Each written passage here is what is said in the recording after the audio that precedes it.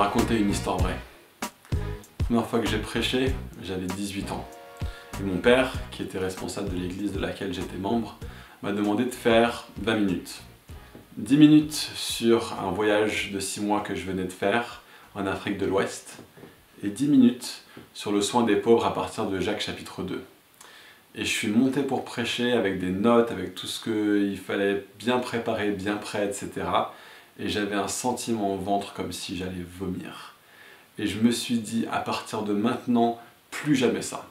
J'avais remarqué en fait que quand j'avais bu 1 ou 2 verres de vin, j'étais beaucoup plus à l'aise, beaucoup mieux dans mes baskets, etc. Et je me suis dit, voilà, la prochaine fois que je prêche, je vais monter, ayant vu tout juste un verre de vin rouge cul sec. La réalité, c'est que la deuxième fois que j'ai prêché, c'est exactement ce que j'ai fait et j'ai prêché sur la base de ça. Et c'était ça la puissance et la force que j'avais en moi pour pouvoir aller et pour pouvoir prêcher sans inhibition. Après ça, je me suis dit, Nathan, tu as un grand problème. Si tu n'arrives pas à parler de Dieu aux gens, devant les autres, sans être sous l'effet de l'alcool, c'est qu'il y a un truc qui cloche énormément pour toi. La réalité, c'est qu'une prédication n'est que aussi bonne que la personne qui prêche. Le prédicateur est absolument essentiel dans l'art de la prédication. Vous pouvez prendre un prêche qui a été écrit par une autre personne, avec un contenu qui est absolument génial. Mais si ça ne vient pas de vous-même, de ce que vous avez vécu, de votre expérience personnelle avec Dieu, et avec la Bible, et avec le texte qui vous a transformé, avec votre relation personnelle avec Jésus et votre expérience de ça dans le monde, il n'y aura rien du tout qui ait de la valeur dans ce que vous racontez. Vous ne pouvez pas seulement prendre le message d'une autre personne et le prêcher, le dire aux gens et vous dire que ça va conduire les gens à la transformation.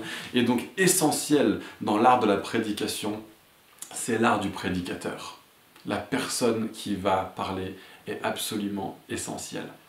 Et donc dans cette vidéo, j'ai envie de vous parler de quelles sont les habitudes que doivent avoir quelqu'un qui est appelé à prêcher la parole réellement avec impact et avec transformation.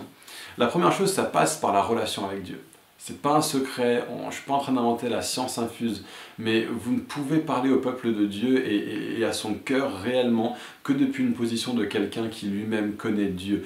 Jésus a dit à ses disciples, ce que vous entendez dans le lieu secret, criez-le sur les toits. Notre appel, c'est d'avoir une vie profonde en Dieu, c'est de se laisser interpeller, c'est de laisser Dieu nous parler et Dieu communiquer sa vérité dans nos cœurs de façon quotidienne, de façon perpétuelle. Donc lisez la Bible. Mais pas seulement la Bible, lisez des livres. Mettez des bons bouquins dans votre âme, dans votre pensée, pour que vous puissiez penser profondément. Et c'est des habitudes qui se prennent, et c'est difficile, et ça prend du temps, et ça prend des années. Il y a une fois où Charles Spurgeon est allé dans une église, et il a entendu quelqu'un prêcher en fait le message de Charles Spurgeon, sans le lui attribuer en plus, mais qui a prêché le message de Charles Spurgeon qui avait été imprimé dans les journaux anglais, c'est ce qu'il faisait à l'époque. Et Charles Spurgeon est parti voir le gars à la fin et il lui a dit très bon message, pasteur, et combien de temps ça t'a pris? Et le pasteur a dit, oh, ça m'a pris une bonne journée de travail cette semaine. Et Charles Spurgeon lui a répondu, c'est curieux parce que moi, ça m'a pris une vie entière. Et c'est un petit peu ça la réalité de la prédication. La question est celle-ci, est-ce que vous avez toujours un message à donner? Est-ce que Dieu est constamment en train de vous parler? Est-ce que Dieu est constamment en train de renouveler sa vérité dans vos cœurs, votre expérience avec lui? Et est-ce que vous allez avoir la capacité de dire ça à partir du texte? Est-ce que vous allez avoir la capacité à le faire? Vous n'allez seulement pouvoir le faire que si vous renouvelez quotidiennement votre lecture de la Bible, votre vie de prière, votre vie de lecture, de bouquins autour de vous, de bons livres, en train de vous dire, il y a d'autres personnes qui pensent et qui articulent les choses mieux que vous. Vous avez une expertise sur très peu de choses, mais on a la chance aujourd'hui d'avoir plein de gens qui ont une expertise sur plein de domaines, et vous pouvez vous prendre, pour vous, vous pouvez accaparer dans votre cœur le meilleur de la pensée de quelqu'un d'autre qui a été publié dans un livre, et vous pouvez vous-même être transformé et commencer à avoir votre pensée qui est aiguisée à travers ça, votre façon de voir la Bible qui est aiguisée à travers ça. La lecture est un outil absolument indispensable. Mais une dernière chose, parlez et ayez des relations avec les personnes à qui vous enseignez. Une des choses que j'ai appris dans le ministère parmi la jeunesse, c'est que j'ai commencé à chercher à être responsable de jeunes simplement en leur parlant des choses vraies, en leur disant des choses vraies semaine après semaine après semaine. Et je me suis rendu compte qu'aucun d'entre eux ne m'écoutait. Pourquoi? Parce que moi je ne les écoutais pas. Parce que moi je n'avais pas de relation avec eux.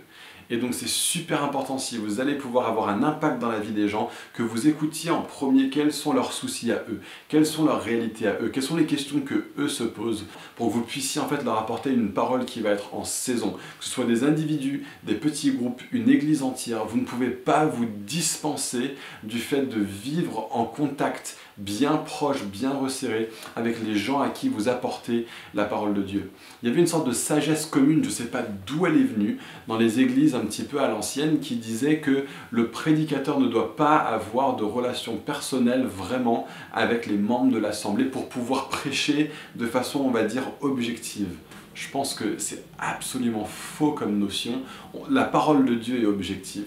Et c'est de la parole qu'on part. Et si on part de la parole, on va pouvoir dire des choses objectives aux gens. Mais on n'est pas seulement appelé à dire des choses objectives. On est appelé à dire des choses qui vont être objectivement vraies et subjectivement pertinentes dans la vie des gens à qui on parle.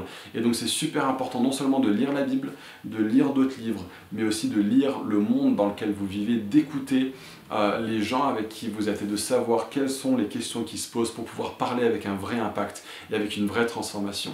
Ça demande du travail, et c'est du travail d'une vie tout entière. Vous allez constamment être en train de vous dire, si je suis appelé à prêcher la parole, comment est-ce que cette situation peut m'enseigner pour que je puisse toujours mieux enseigner, toujours mieux parler la vérité de Dieu dans la vie des gens. Les prédicateurs sont exactement ça, des prédicateurs. Ça devient une identité, ça devient une partie de qui ils sont, ça devient un rôle qu'ils ont en permanence. C'est pas un job qu'ils font lorsqu'ils se lèvent pour ouvrir la Bible et pour l'appliquer à la vie des gens. La prédication se prépare dans la vie tout entière. Et donc ça demande des habitudes de lecture qui sont ultra importantes pour emmagasiner de l'information depuis la Bible principalement, depuis d'autres sources aussi, et depuis le monde dans lequel les gens vivent et les soucis qui se font, pour pouvoir pleinement avoir une parole qui va être pertinente, applicable, qui a de l'impact et qui transforme les gens.